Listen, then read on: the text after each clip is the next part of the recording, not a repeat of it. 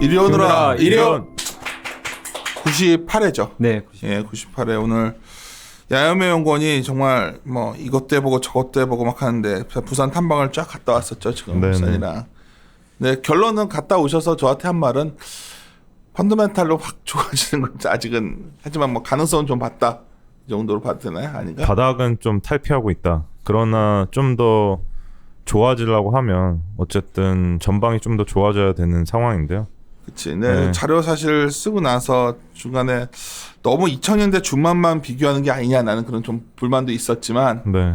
여하튼 기자재 쪽 탐방 갔다 온 내용들이고 네. 뭐 그 내용들과 전반적으로 지금 글로벌하게 사이클을 같이 시크릿칼 요새 아무도 자료도 잘 안 나오죠. 시크릿칼 요즘.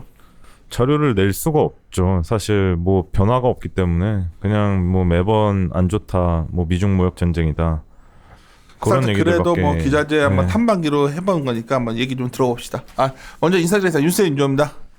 네, 안녕하세요. 이베스트 증권에서 정유화학하고 조선 담당하고 있는 양형모입니다. 네, 안녕하세요. 이베스트 투자증권 염승환 차장이고요. 저 이제 그 이번에도 댓글이 좀 올라오긴 했는데 어제 사실 그 주간 매크로 투자회의 반응이 좀 되게 좋았어요. 좋은 그래요? 댓글도 뭐 내용도 너무 좋았고 특히 한 분이 그 어제 이제 방송 내용 중에 경영자들이 영업이익이 당장 나와야지 돈을 넣는다. 근데 투자라는 게 3, 4년 정도 바라보고 해야 되는 거 아니냐. 아직도 너무 좀 마인드가 이머징 마켓 마인드다. 이 멘트가 시장이 좀, 이머징 시장이 있으니까. 너무 좀 그러니까 우리가 천철살인이었다. MSCI 오늘 아마 그게 저게 올라갔을 거예요. 그 연노차 연구원이 MSCI 선진 시장에 가려면 몇 가지 요건이 있는데 지금 시장에서 하던 이거죠. 그러니까 우리가 뭐 약간 전략하는 입장에서 말씀을 드리면 이익이 좋아져 가지고 PBR이 좀 우리나라 밸류에이션이 나아지는 방법이 있고 어쩌면 우리가 선진국 시장처럼 선진국이라는 게 뭐예요? 성장이 정체된 나라가 선진국이에요. 성장이 정체되니까 자본 효율성도 떨어지고 이랬을 때는 주주 가치가 굉장히 중요해지는 시장인데 뭔가 그 부분이 약한 것 같고 또 자본 효율성을 올리는 방법 중에 하나는 정말 뭐 자사주를 샀다 속아서 배당도 높여야 되고 그런 것도 있지만 또 하나는 여러 가지 매출 단의 성장이 참 힘들기 때문에 기업에 대해서 굉장히 그 부분을 좀 열어주고 해야 되는데 아직 약해요. 근데 대표적인 게 우리 시장의 저평가의 가장 큰 이유 중에 하나가 시크릿칼 쪽이 어떤 어쩌면 굉장히 효율성이 떨어지는 상황. 그렇죠. 네, 엄청나게 효율성. 쉽게 말해서 효율성이 떨어지면 어렵게 생각하시지 말고 자산이라는 게 뭐냐면 자본 플러스 부채잖아요. 사실 우리나라 부채 문제를 해결해가지고 망할 기업들은 별로 없어요. 자산은 큰데 자산을 제대로 못 쓰는 거지. 그런 기업이 너무 많고, 그러니까 쉽게 말해서 이런 시크릿칼 기업도 야드가 다 비어 있고 뭐 이런 거 아닐까요? 쉽게 말해서. 그렇죠. 네. 뭐 땅만 놀리고 있는 거고 뭐 이런 상황을 어떻게 할까? 좋은 방법은 회사가 힘들어지면 IMF 때 같은 어떤 거였냐면 돈이 없으니까 회사가 망하기라도 했는데 지금 망하지도 않아요. 좀비 기업처럼 전부 다 이제 버틸 수가 있는 상황이거든. 그러면 어떤 유동화, 자산을 유동화하는 거에 대해서 여러 가지 혜택을 주고 유동화한 자산을 투자로 유동 여러 가지 그런 좀 더 디테일한 게 필요한데 자본시장의 이해도가 낮다 보니까 정책 이반자들 이거는 뭐 무시하는 게 아니라 아무래도 그럴 수밖에 없죠. 뭐 공무원분들이 아무리 생각을 해도 어쩌면 약간 생각하는 방식 자체가 이익 개념이랑 다른 쪽 공익 차원에서 웰페어 후생을 생각하다 보니까 좀 생각이 다른 사람들이니까 이게 좀 그 문제가 있는 것 같아. 근데 하여튼 지금 살아남은 애들은 있어요. 이 와중에 그러니까 좀비 기업처럼 살아남아서 지금 버티고 있는 애들. 뭔가 한번 사이클만 오면 돈을 벌 수 있는 기업 갖다 찾아온 거죠. 좀비 기업이라기보다는 어쨌든 글로벌리 탑 기업들이라고 또 볼 수 있는 기업들. 미안해요. 실수했어. 네, 발끈하는데 표정으로 시작 때부터 그 섹터에서는 그 산업에서는 그래도 우리나라가 참 좋은 기업들이 많아요, 사실은. 그러니까 버티고 있는 거죠. 뭐 말씀하셨다시피 자산은 큰데 그게 회전이 안 되는 지금 상황이고 어쨌든 전방이 지금 부진하니까 어쩔 수 없는 상황이지만 그거를 알기 위해서 전방이 얼마나 안 좋냐. 근데 전방이 안 좋긴 한데 그 밑에 단에 있는 그 기업들은 또 지금 어떤 변화가 좀 있느냐. 그래서 그 기업들을 보고 변화를 감지하기 위해서 탐방을 다녀왔고요.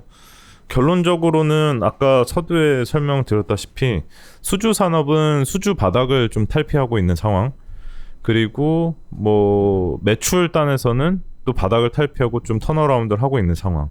그러나 아직까지 제품으로의 가격 정가가 좀 더딘 상황이기 때문에 스프레드는 개선이 안 돼서 이익 개선은 아직인 상황.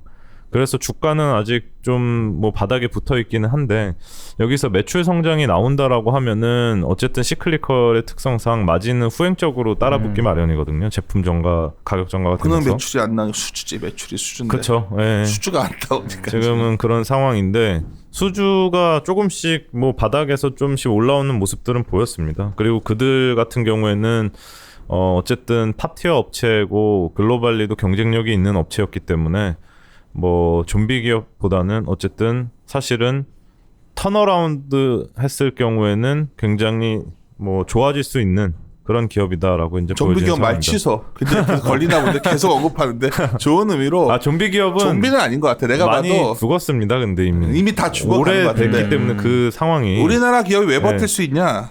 자본이 상당히 좋아요, 우리가. 맞아요. 예, 네. 자본이 좋아서 다른 애들은 망해도 우리는 살아남을 것 같은데 이 사이클이 언제 오냐인데 아직 중국이 참 안 망하는 것 같아. 네, 그렇죠. 중국은 뭐 돈을 계속 부어넣기 정부가 때문에 사회주의다 보니까 네. 그게 어쩌면 우리가 사이클 놓친 부분이 좀 있는 것 같아. 네네 맞습니다. 중국 조선 회사들 사실 답 없어 보이는 애들도 아직까지 하고 있더라고. 생각보다 있습니다. 그러니까 네. 당연히 망했어야 되는 애들인데 중국 애들 안 듣겠지만 내가 뭐 들어도 할 수 없지. 그게 중국 경제가 어떻게 본다면 우리 시장은 IMF가 보는 저주이자 축복이 뭐냐면 그냥 그때 이후로 못 버티면 망했어. 지금은 정말 나는 IMF를 겪어봤기 때문에 그때 하도 요새 IMF 또 올 수 있다 그래가지고 내가 뒤져보다 기절하는 줄 알았어요. 우리나라 은행들도 너무나 충당을 많이 사놨고 맞아요. 기업들도 뭐 정말 중소기업까지도 왜 이렇게들 다 그냥 꽁꽁꽁꽁 쟁여놓고서 자산을 활용을 못할 뿐이지. 굉장히 보수적으로 바뀌었습니다. 굉장히 보수적이에요. 예. 그러니까 이게 그러니까 어떻게 보면 이 기업들이 오너들이 노후화된 건지 노쇠화된 건지 이 사람들이 좀 야성을 찾아가지고 정말 뭐 10년 보고 투자하고 아까 그래서 뭐 누가 댓글에 그거 다셨다면서 그게 그 얘기한 거예요. 그러니까 좀 야 어떻게 2, 3년 보고 옛날에 뭐 그런 무식한 투자를 좀 해줘야 되는데 그렇게 하면 이렇게 너무 많거든. 이따가 내가 생각하는 자산 유동화를 좀 세제 혜택 줘가지고 상속 같은 거 건드려주고 이렇게 해야 뭔가 투자 동인이 생기지. 세금 내야 되고 상속 뭐 해야 되니까 이 사람들이 지금 전혀 액션이 없는 것 같아. 그럼 요즘에 보면 근데 그 화학회사들은 국내도 이렇게 돈 엄청 쓰고 막 투자하잖아요. 돈이 많으니까. 그게 맞는 건가요, 근데? 돈이라도 써야지. 가만히 있으면 또 안 되니까. 차라리 좀 공급까지 빠지더라도. 내가 둘이서 맨날 싸우는 게 뭐냐면 엄청 돈을 벌어놔서 정유회사랑 지금 이게 무직장 걔들은 사이클이 어떻게든 간에 캐펙스 투자를 해버리는 상황이어가지고 그걸 안 하면 안 되죠. 그러니까 그 캐펙스 투자에 관련된 회사라도 올라올 거 아니냐는 게 우리 생각인데 맞지? 그렇죠. 네. 그게 이제 건설도 맞물린 겁니다. 해외 건설. 해외 엔지니어링 업체들 이런 것들 아니 얘들은 나중에 그거 알 수 없거든. 뭐 언제 다 적시에 투자가 몇 년 걸리는데 이게. 그게 여기 내용에 많이 포함이 되어 있죠. 네. 근데 내가 하나 반문하고 싶은 거. 네. 그 사이클이 왔어야 좋겠는데 왜 잘 안 나 혼자 나오다가 사이클의 안 방향성을 잃었죠. 그러니까 나는 그게 무슨 생각이 드냐면 뭔가 이게 사이클이 좀 꼬였어. 이게 그게 무역 전쟁 때문입니다. 알았어. 시작하시죠. 네.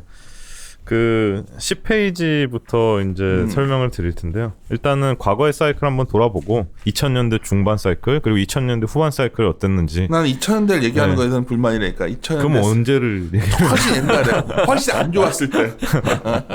네. 그 거기까지는 그 자료가 사실 상당히 부족하기 때문에 내가 한번 편하게 하는 얘기니까 왜냐면 2000년대 중반 사이클이라면 당연히 돌아왔어야 되는데 안 도니까 이게 아니라 정말 한 1900 한 정말 몇십 년대가 될까? 80년. 그러니까 쉽게 말해서 한 30년 단위의 사이클 한번 봐야 되나? 네. 뭐 사이클을 뭐 아주 레귤러하진 않지만. 근데 제가 보는 거는 2000년대 초반 초중반 사이클하고 지금 사이클 올라오는 거랑 유사했었습니다. 사실. 아 그래? 유사했어요. 매우.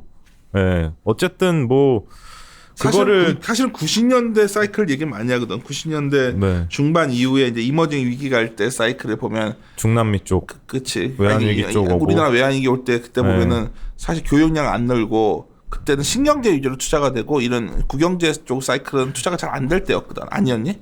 98년도 때 글쎄요. 그때는 뭐 닷컴 버블 있고 그때를 말씀하시는 것 같은데 2000년 초반 그러니까 그때는 때. 주로 투자된 게 요쪽보다는 다른 쪽이고 여기 PPT에 보면 내 PT 자료에서 보면은 요 사이클 여기 뭐 요 사이클 아니냐는 거지. 80년대 중반까지 뭐 이런 얘기를 하는 사람들도 있길래 네네. 저번에 한번 얘기했더니 야마 형이 나한테 그건 아니에요 센터님 딱 그래가지고 다 얘기하는 그러니까 우리가 조선업을 뺏어올 때 말매의 눈물 나올 때가 뭐냐면 우리가 조선을 뺏어와가지고 우리가 이제 90년대 후반서부터 2000년대 비슷할 수도 있겠다 네. 얘기하다 보니까 이게 근데 맞아. 98년도 외환 위기 투자되고, 오고 근데 계속 그게 이어져서 2000년대까지 온 걸로 그만 끊을게 네. 또 엄청 욕 달리게 되는데. 저 인간 오늘 또 왜 이렇게 떠드다는 것 같아 해봅시다. 예. 11페이지가 2000년 초중반 사이클과 올라올 때 사이클을 이제 다시 넣어놓은 건데요. 2000년대 초중반 때에 그 미국 금리 인상이 선제적으로 되면서 후행적으로 유럽 금리가 올라오는데 그때는 어땠냐면 전 세계가 동시에 경기가 많이 좋아지는 상황이었었는데 어쨌든 부동산이 먼저 잽싸게 올라가는 상황이었었고 그러다가 정확하게 미국 금리가 멈추고 상승이 유럽 금리가 올라가는 상황에서 달러가 버티다가 빠지는 구간으로 세 번째 차트를 보시면은 보이는데 그러면서 달러가 빠지면서 2007년도부터 유가 커머디티 사이클이 이제 쭉 오게 됩니다. 그러면서 부동산의 성장률이 이제 쭉 빠지게 되는데요. 그런 사이클이 오다가 이제 위기가 왔죠. 그러고 나서 2009년부터는 어떤 일이 있었냐면 저금리 시대가 지속이 돼요. 그러면서 고유가 시대가 지속이 되면서 다시 한번 플랜트 상승기가 오는데 그때 이제 보시면은 맨 마지막 쪽에 차트가 해외건설 3사의 시가총액과 한샘의 차트입니다. 그때 부동산이 좋아지면서 쭉 따라서 올라가는 상황이었었고 한샘이 미쳤었지. 네, 그때는 엄청났었죠. 그러면서 한샘이 고점을 찍고 내려오기 시작한 게 미국의 금리 인상 사이클이에요. 네, 그래서 미국의 금리 인상 얘기가 나오면서 한샘이 다시는 조금씩 미끄러지기 시작을 했었던 상황이다라고 이제 말씀을 드릴 수 있을 것 같고요. 그래서 15년도부터 미국 금리 인상 사이클에 들어갔는데 그거에 대해서 얘기를 잠시 또 좀 드리자면 12페이지부터 이제 보시면 되는데요. 2013년부터 15년 7월 금리 인상 이전 시기까지가 어땠냐면 부동산 건자재 쪽 그리고 화학 섹터 쪽이 수익률이 굉장히 좋았습니다.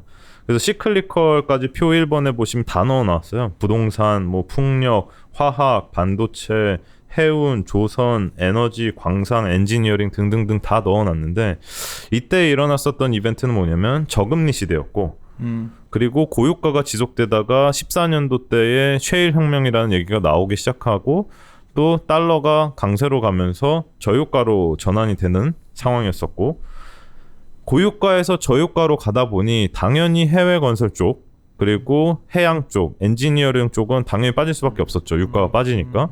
그런 다음에 저유가에서 경기가 좀씩 좋아지는 국면에서 스프레드 확대로 왜냐하면 유가를 원재료로 쓰는 화학업체들이 돈을 벌기 시작을 하는 겁니다. 그러면서 2014년도에는 일본하고 유럽이 돈을 풀기 시작을 하면서 달러가 이제 강세로 갔고요. 그 다음에 미국의 금리 인상 언급 이벤트가 있었습니다. 그러면서 부동산이 마무리를 짓는 사이클로 들어가게 되는 거죠. 그래서 표 1번을 보시면 확연하게 차이가 납니다. 부동산이었었던 한샘, 뭐 KCC 등등등의 수익률이 좋았고 대부분의 그 시클리컬들의 수익률은 안 좋았다라고 이제 보시면 될 것 같고요. 그때가 뭐 네. 예를 들어서 굉장히 글로벌하게 디플레이션 공포가 있을 때였으니까. 그렇죠. 네. 그래서 미국도 사실은 물가가 0%였었는데 그때랑 약간 비슷한 게 있네. 그때로 지금 회귀를 했다라고 저는 생각을 하고 있습니다. 약간 어느 정도. 뭐 금리도 마이너스 금리 한창 그때 나올 때 네, 지금 그때 그때는 이제 전 세계가 돈을 막 풀기 시작을 하면서 경기를 부양을 시키는 시점이었었고요. 유가도 낮았는데 지금 유가가 50불 때까지 또 낮아진 상황이잖아요. 어쨌든 그런 상황이고 2016년부터 이제 보시게 되면은 어떤 이벤트가 있었냐면은 미국이 물가가 0%인데 금리를 인상을 시켜버립니다. 그러면서 유가가 점진적으로 올라가면서 미국 경기가 갑작스럽게 좋아지는 국면으로 진입을 하게 되죠. 그때 우리가 다 속았지. 왜냐면 금리가 올라가면서 경기 좋아지는 사이클을 봤다가 그때 삽질을 한 거야 우리도. 미국은 좋아졌어요. 미국이 좋아졌지. 우리가 네. 실수한 게 그거라는 거지. 미국만 좋아졌습니다. 나머지는 특히 우리나라 이때부터 전 세계에서 가장 안 좋아지기 시작했는데 17년 하반기 이후에 18년, 19년이 정말 한국 증시 사상 내 필사의 첫 페이지에 있는데 내가 하다가 그래서 요새 맨날 우리가 주목하는 게 한국을 고민하다. 우리 전략팀에서 그대로 내가 그렇게 하자고 그랬던 거야. 그러니까 자꾸 주변만 보지 말고 우리 고민으로 돌아가자. 우리 안에 문제가 뭔지. 아니 주식시장 입장에서 그냥 우리가 그래서 결론은 뭐냐면 그때 염 차장이 우리 프로 댓글러가 뭐 댓글에 뭐 요번 거 좋았다고 하는 분이 있다. 그거가 좋았을 거야. 뭐냐면 야, 이게 선진국으로 가야 되는데 우리가 그날도 그 얘기를 했는데 내가 옷이 안 맞아 지금. 그냥 옷이 찢어지게 생긴 옷을 입고서 우리가 있는데 성장이 더 커지진 않는데 맞는 옷을 좀 바꿔줘요. 맛을 안 바꿔 입으니까 이게 계속 문제야. 옷이 뭐냐? 좀 주주 정책도 써야 되고 어차피 규제도 좀 시장 믿고 맡겨줘야 되는데 이런 게 다 안 되는 것 같아. 그러니까 우리가 자꾸 막혀 있는 느낌인데 또 그 얘기했는데 이 얘기를 하니까 갑자기 생각이 나. 17년에 엄청나게 미국은 좋아졌고 네. 우리도 믿었고 같이 도와줄 걸로 뭐 부스러기 떨어질 줄 알았던 거지. 네네. 근데 이게 안 떨어졌어. 시크릿카를 착시했던 거지. 그때 이제 13페이지에 보시면은 이벤트는 미국은 좋으니까 금리 인상을 합니다. 5번 CC를 하고 2년에 걸쳐서 물가는 상승을 했습니다. 이거는 전 세계가 동일하게 물가가 올랐던 거는 유가가 올랐기 때문이라고 보시면 됐고요. 그리고 가장 컸었던 이벤트는 트럼프가 당선이 돼요. 그렇죠. 네, 트럼프는 계속적으로 얘기를 했었던 거는 미중 무역에 대한 불합리성에 대해서 얘기를 했었었고요. 그러면서 주가 수익률 보시면은 이제 부동산이 밑에 쪽에 가 있습니다. 상대편으로. 그러면서 올라왔었던 거는 반도체 그리고 대박 종목이었던 캐터필라. 그렇지. 이게 어떤 투자 관련주였던 걸 알고 봤더니 이때 이제 기억나실지 모르겠지만 중국이 거의 굴삭기 판매량이 사상 최대치를 찍어가는 시점이었어요.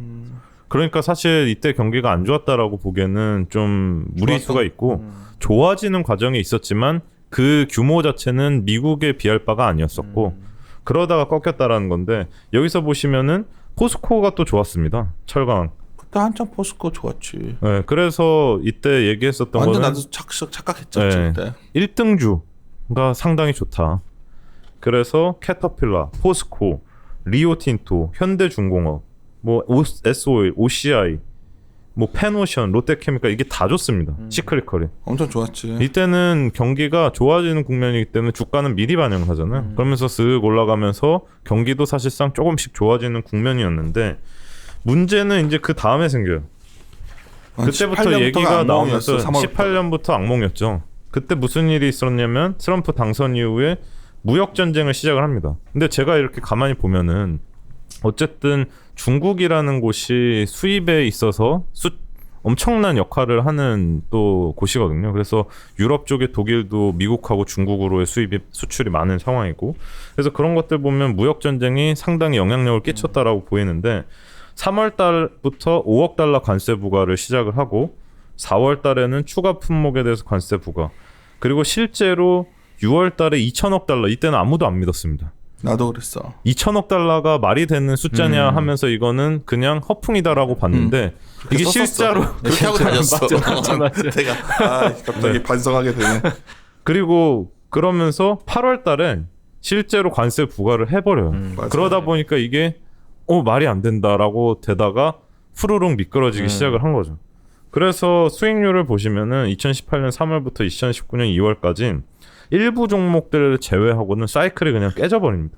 그래서 대부분의 그 올라왔었던 시클리컬 종목들의 수익률이 다 깨져버리고 일부 종목들이 올라오기 시작을 하는 거예요. 그때 미국만 혼자 가요. 미국 뭐냐면 네. 소위 무형제 경제 시스템으로 그냥 혼자 따로 가버리죠. 따로 우리나라에서도 가버리고. 이제 그때 뭐 드라마 업체 뭐 그런 것들 위주로 이제 커뮤니케이션 섹터로 갔지만 사실 지금 이걸 내 데이터를 보면서 이 자료 나도 이제 그때 한번 보고 나서 나가기 전에 제가 보니까 느낀 게 야 이게 구조적인 이슈냐? 지금도 사실 헷갈리는 부분이 이거야. 이게 왜 이렇게 어그러졌을까? 트럼프 때문일까? 아니면 뭔가 경제 구조가 바뀐 거냐? 난 아직까지 그 고민을 하는 거고 우리 아이언머 연구원 생각은 아니에요, 센터님. 이게 지금 뭔가 이게 꼬인 거예요. 지금 이 얘기를 나한테 하고자 하는 거고. 네. 왜냐하면 지표로 보면은 사실 트럼프 당선 이전까지는 그 경기가 좋아지는 국면이었었거든요. 사실은. 근데 그 규모 자체가 미미하게 좋아졌죠. 유럽이라든지. 근데 직격탄은 그냥 맞아버린 겁니다, 사실. 그래서 조선업체를 가던 해운을 가던 화학을 가던 IT를 가던 뭐 경동나비엔도 마찬가지고 다 중국 미중 무역 전쟁 얘기밖에 안 해요. 그리고 그게 현실이야. 유럽 선주들이 어떤 얘기를 하냐면 미중 무역 전쟁 경기 둔화 우려. 그거가 지금 앞에 걸려 있는데 어떻게 발주를 하냐는 겁니다. 네. 그러니 돌지를 않는 상황인 거죠, 사실은. 문제가 뭐냐면 우리가 이제 지난 한 2년간은 또 이 와중에 네. 2018년에 그나마 뭐에 버텼냐? 나머지 여기 다 죽어가고 있는데 우리나라에서 이제 18년에 뭐가 있었냐면 집 경제 지표로 보면 반도체 수출이 나오니까 네, 버텨주는 거야. 맞아요. 반도체는 반도체. 반도체 국내 경기도 다 죽어버리고 있는데 반도체가 되니까 그냥 전체적으로 성장률이 버텨주니까 뭐 이게 뭐 그렇게 해서 했는데 알고 봤더니 그냥 반도체 빼고 나가는 거의 망가져가는 과정이었고. 그렇죠. 네.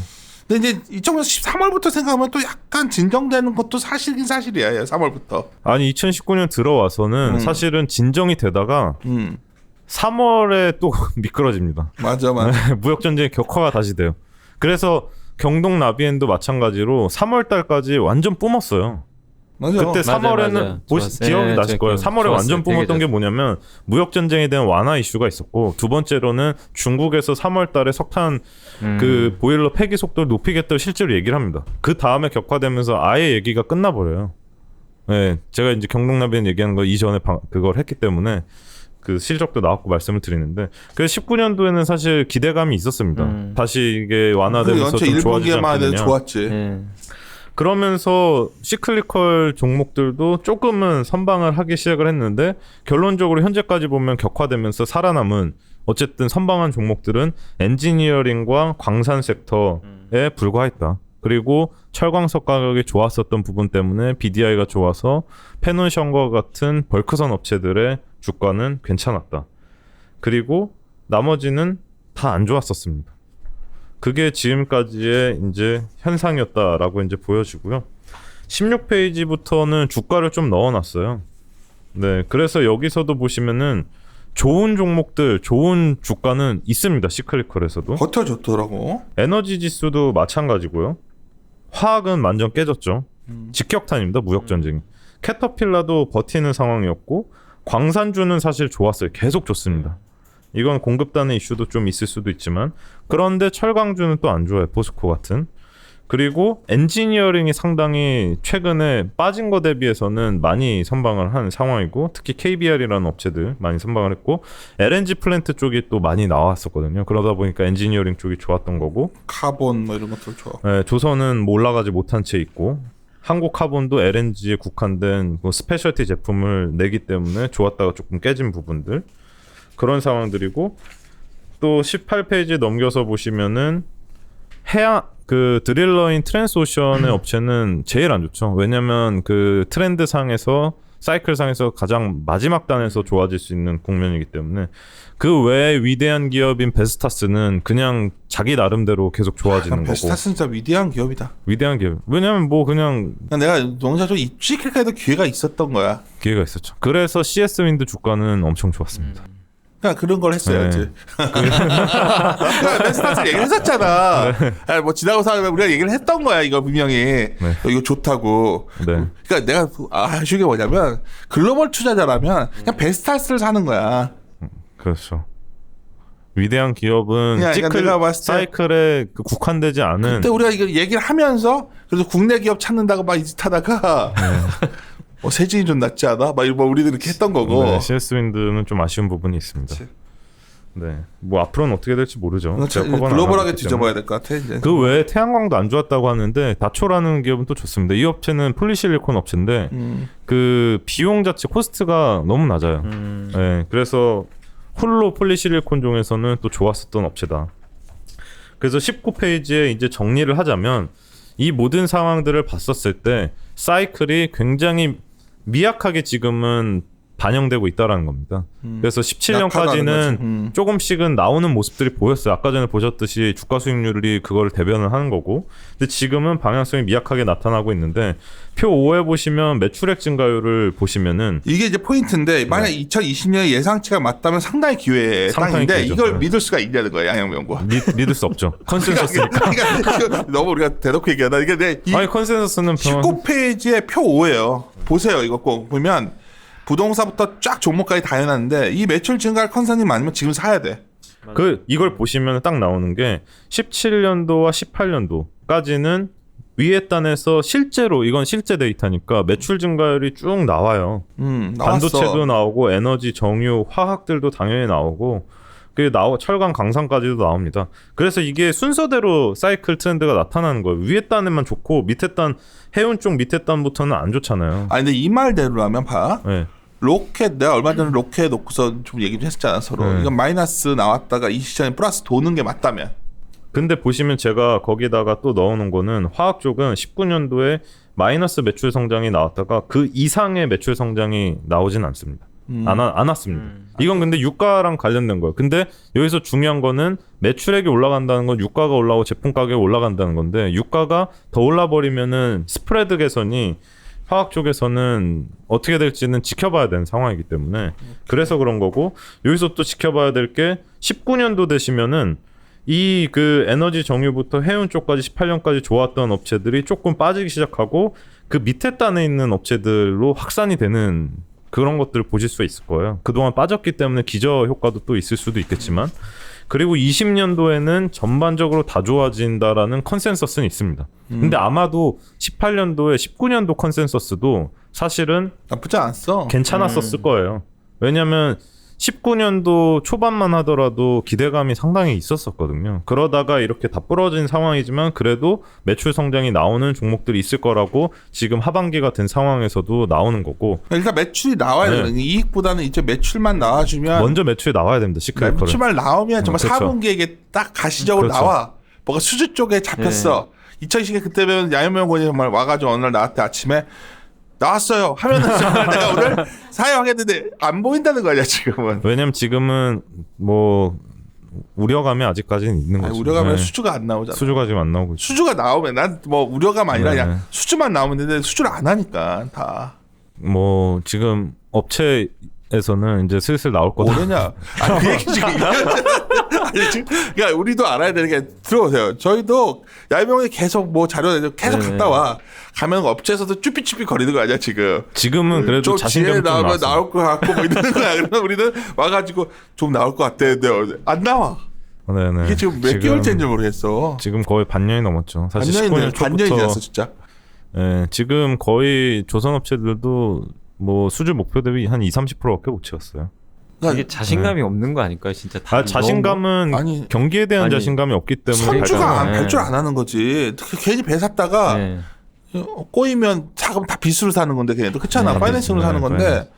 할 이유가 없는 거야. 또 하나는 더 싸게 조달할 수도 있을 것 같다는 생각도 하는 것 같아. 아, 여러 가지가 복합적인 것 같아서. 네. 근데 봅시다. 예, 또 다시 돌아와서 19페이지에서 이거로 인한 함의는 뭐냐면 일단 정유화학은 돈을 벌었다라는 거죠. 그리고 정유화학이 돈을 벌면은 그 MS를 지키기 위한 싸움이 시작이 되고 사실은 플랜트가 발주가 나오는데 실제로 엔지니어링 업체의 주가가 좋잖아요. 플랜트 발주가 시작이 되고 있다라는 겁니다. 그 플랜트 발주가 시작이 된다라는 거는 사이클의 시작을 알리는 상황이거든요. 근데 원래는 사이클 시작 알리기 전에도 주가는 미리 선반영이 되는데 지금 그렇지 못한 상황이었고 그러면서 엔지니어링 업체로까지만 확산이 되었는데 그러면서 플랜트가 지어지면 전기가 필요하기 때문에 캡티브 성격의 발전 플랜트들까지 나오게 되고 그러면서 경기가 좀 더 좋아지면 그 밑에 땅까지 확산이 되는 건데 지금 아주 미약하게나마 그런 상황들이 발현이 되고 있다라고 이제 희망을 갖는 거죠. 그래서 넘겨서 20페이지 표 6번은 영업이익 증가율입니다. 네. 요것도 마찬가지로 보시면은 17년, 18년에는 뭐 반도체는 워낙 좋았기 때문에 괜찮고 부동산이 딱 꺾이기 시작을 하죠. 그 주가는 미리 반영이 됩니다.